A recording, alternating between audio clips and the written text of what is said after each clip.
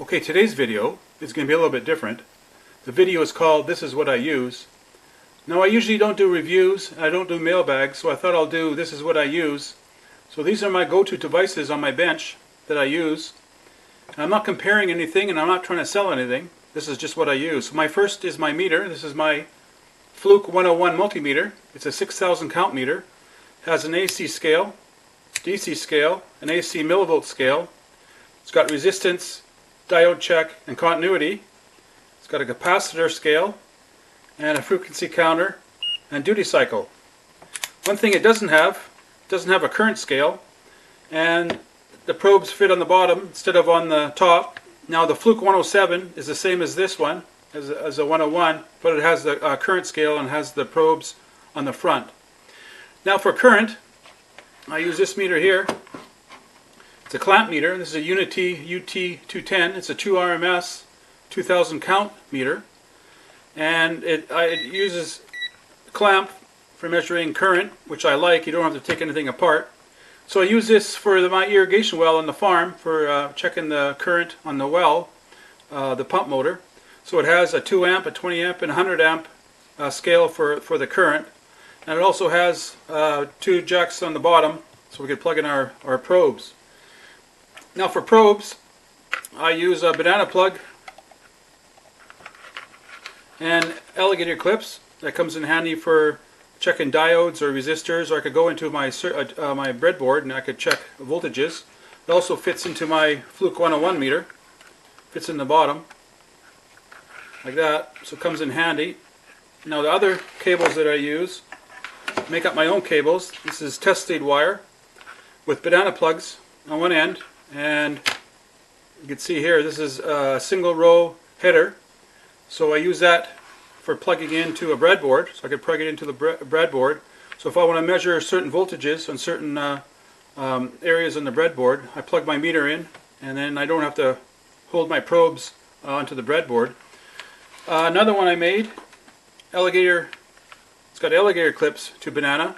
So if I'm working on automotive projects, I could plug this into my meter, and I could plug this on certain areas into the car and check electrical devices.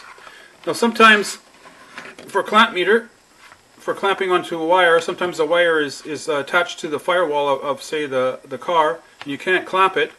So what I use for that, I use this meter here. This is an induction meter, and you just have to lay it on the wire like this. Has a pickup on the back. You just lay it down on the wire, and it will indicate current either going out or in of the device. So you can make up your own cables, your own test cables.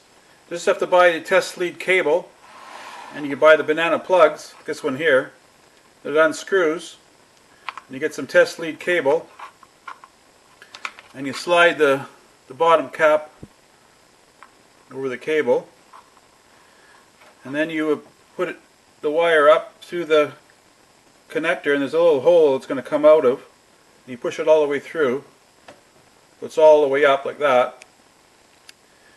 And then you turn it clockwise around the edge and bring it around like that.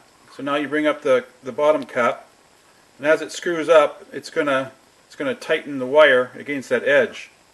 So it makes a very good connection. And I like this because after the years, that's going to be your strain point, and if it breaks there, if you're out in the field, you can take it apart, cut it, strip it, reconnect it, and away you go. So it's a very handy connector, very easy to do, very easy to put on, and you could use it in a lot of your projects. Okay, my car is not running, and I have my headlights on and my defogger on. So if I apply my ammeter, my DC ammeter, my induction ammeter onto the positive cable of my battery, you can see it's drawing current, and it's coming out of the battery, so that indicates I'm actually draining my battery.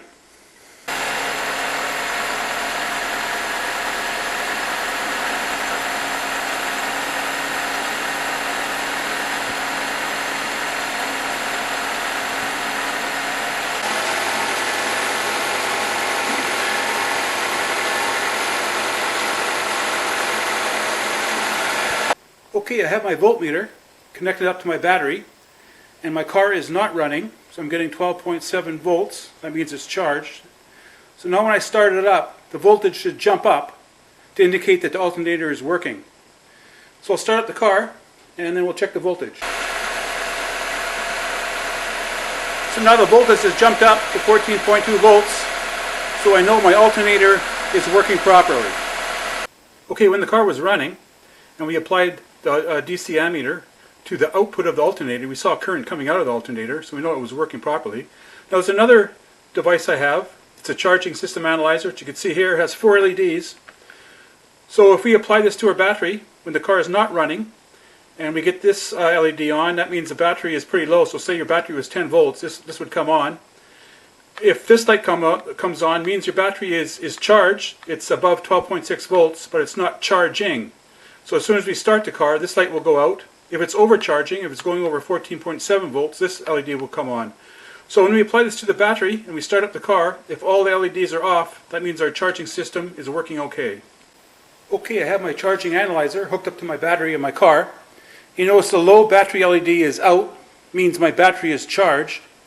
But the not charging light is on. It means it's not charging because the car isn't running. Alternator isn't charging it. So when I start it up, this light should go out, indicating that it's being charged. And if there's an overcharge condition, the top LED will come on. So I'll turn on the car, I'll start the car, and we'll see that this not charging light will go out.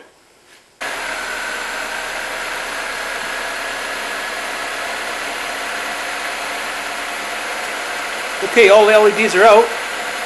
Means my battery is charging properly and my alternator is working. Okay, the alternator in your car is an AC generator. It's actually a 3-phase AC generator. You can see the 3 stator coils.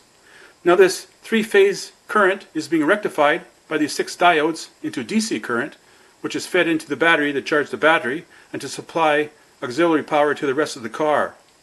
Now if any one of these diodes fails, this bridge rectifier fails, we're going to get AC onto the 12-volt line.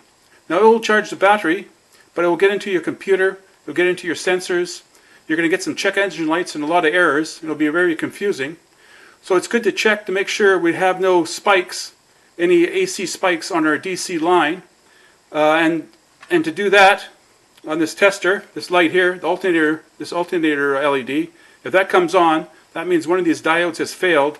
And now we have AC on our DC line. Okay, next, we're going to have a look at a relay bypass kit, which you can see here. Now the ECU, the computer in your car, controls everything in the car through relays if they're drawing a lot of current, like your radiator fan, or your fuel pump and your fuel tank, or your horn. So to troubleshoot, you could use one of these bypass relays. So this simulates a relay. This will plug in to where the relay is on your car. Then you have control. You could turn it on and off the signal, so you're simulating energizing the relay.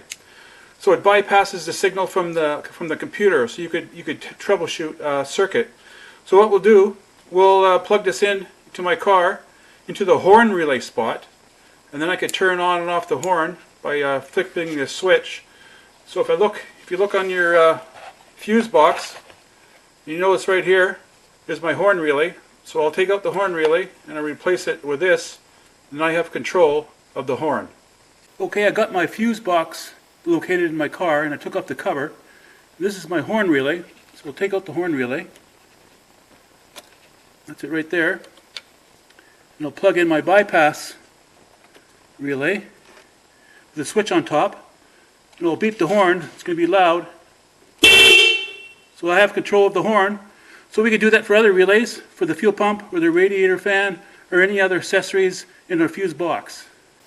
Okay, next we're going to have a look at some wire strippers. Now this one here auto adjusts to the gauge of the wire, and this one is called the Catapult. It's a one-hand stripper, and this stripper is for fine wire, for small gauge wire. It's a precision stripper. Okay, with this stripper we insert the wire into the proper gauge hole, and we just press. She'll cut, she'll pull it apart, and there's our strip. This one is self-adjusting, so you just apply the wire inside and press, and she'll self-adjust and she'll strip, which is handy again to get into tight places where the cable is pointing at you. Okay, if you need to do a lot of precision wire stripping, using small gauge wire. This is what I use. Now this wire stripper will strip from 20 gauge to 30 gauge. You can see the chart there, and above it is it's an equivalent millimeter size. And I have my sliding adjustment for the length of strip. And if I want to strip 24 gauge wire, which is 1/2 millimeter, I just dial that in on the front, and I insert my wire till I hit my gauge, and I press down and pull, and that'll strip my wire.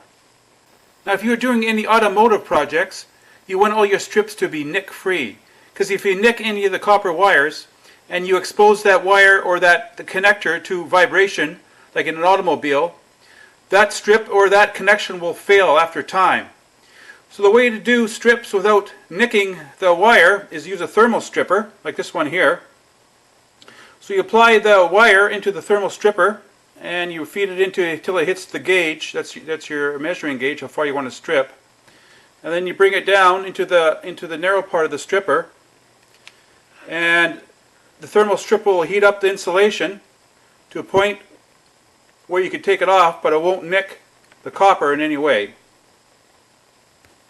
So there's your strip that's nick free. Okay, after you strip your wire, you could get a wire gauge like this one here, and you could get the exact gauge of the wire.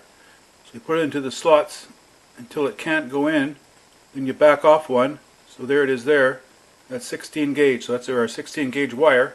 So now you could download a chart online for wire gauge to current capacity to make sure what you're doing is to spec. Okay, the last device that we're going to look at is my flashlight. It's made by Streamlight. It's an LED flashlight, has a belt clip. Now the reason why I bought this, when you're out in the middle of nowhere and it's pitch black and you put on your forward beam and you're walking, it shows you what's coming ahead of you, but you don't know what your feet are doing. You don't know where your feet are, so you could trip over a log or a rock or fall into a hole. So this one has the light on the bottom, so when you turn that one on, it's showing what your feet are doing, and then when you put it in the main beam, you're showing ahead. So as you're walking ahead, you could actually see what your feet are doing, and if you approach a log or a rock or a hole, you'll be able to see it. So that's the reason why I bought this. It has that feature. So that's my video on this is what I use.